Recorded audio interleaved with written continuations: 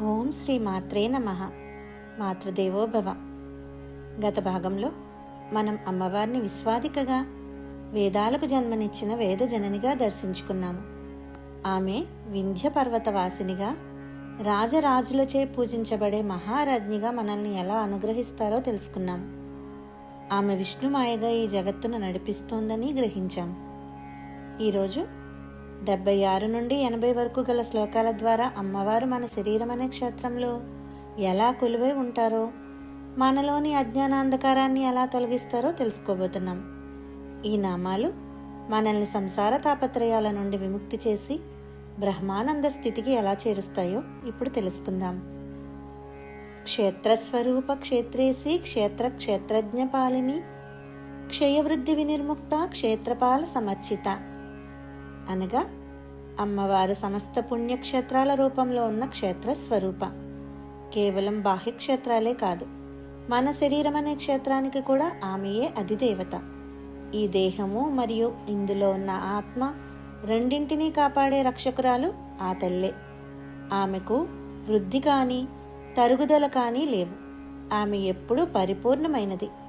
ప్రతి క్షేత్రానికి రక్షకుడిగా ఉండే క్షేత్రపాలకులచే ఆమె నిరంతరం పూజించబడుతోంది. విజయ విమలా వంద్య వందారు జనవత్సల వాగ్వాదిని వామకేసి వహ్ని మండల వాసిని. ఈ శ్లోకం యొక్క భావం: అమ్మవారు ఎల్లప్పుడూ విజయాలను ఇచ్చే విజయ మరియు ఎటువంటి మలినము లేని పవిత్రమైన విమల. లోకమంతా నమస్కరించే వంద్య అయిన ఆ తల్లి తనను నమ్మిన భక్తుల పట్ల తల్లి వంటి ప్రేమను చూపే వందారు జనవత్సల. మనలో వాగ్దాటిని పెంచే వాగ్వాదినిగాను, మనోహరమైన శిరోజాలు కలిగిన వామకేసిగాను ఆమె వెలుగొందుతున్నారు. ఆమె మనలోని అగ్నితత్వంలో తేజస్సుగా నివసిస్తారు. భక్తిమత్కల్పలతిక పశుపాస విమోచన సంహృత శేషపాషండ సదాచార ప్రవర్తిక అనగా భక్తుల కోరికలను తీర్చే కల్పవృక్షం వంటి లత ఆ తల్లి. మనం అజ్ఞానమనే పాశాలతో కట్టుబడిన పశువుల వంటి వారం. ఆ బంధనాల నుండి మనల్ని విడిపించేది ఆ పశుపాస విమోచనే. ఆమె ధర్మవిరుద్ధమైన మార్గాలను అంతం చేసి లోకంలో సదాచారాన్ని సత్ప్రవర్తనను నెలకొల్పే సదాచార ప్రవర్తిక. తాపత్రయాగ్ని సంతప్త సమాహ్లాదన చంద్రిక తరుణీ తాపసారాధ్య తనుమధ్య తమోపహ అనగా ఆధ్యాత్మిక, ఆది భౌతిక, ఆది దైవిక అనే 3 తాపత్రయాల వేడిలో మగ్గిపోయే భక్తులకు అమ్మవారు చల్లని వెన్నెల వంటి శాంతిని ఇస్తారు. ఆమె నిత్య యవ్వనవతి అయిన తరుణి మరియు మునులచే ఆరాధించబడే తాపసారాధ్య. అత్యంత సూక్ష్మమైన నడుము కలిగిన ఆ తల్లి మన హృదయములలోని అజ్ఞానం అనే చీకటిని పారద్రోలే తమోపహ. చితిస్తత్పద లక్ష్యార్థ చిదేక రసరూపిణి స్వాత్మానందలవీభూత బ్రహ్మాద్యానంద సంతతి. అమ్మవారు శుద్ధ చైతన్య స్వరూపిణి.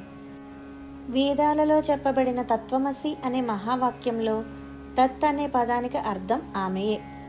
ఆమె కేవలం జ్ఞానమే స్వరూపంగా కలిగిన తల్లి.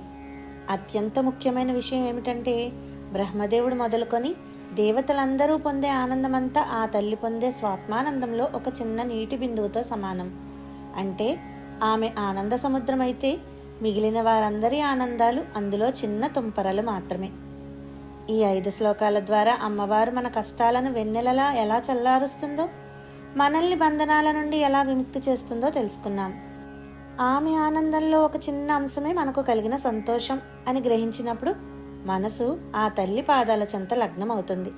ఆ పశుపాస విమోచని, చైతన్య రూపిణి అయిన జగన్మాత అనుగ్రహం మనందరిపై సదా ఉండాలని కోరుకుంటూ స్వస్తి. జై శ్రీ మాత్రే నమః.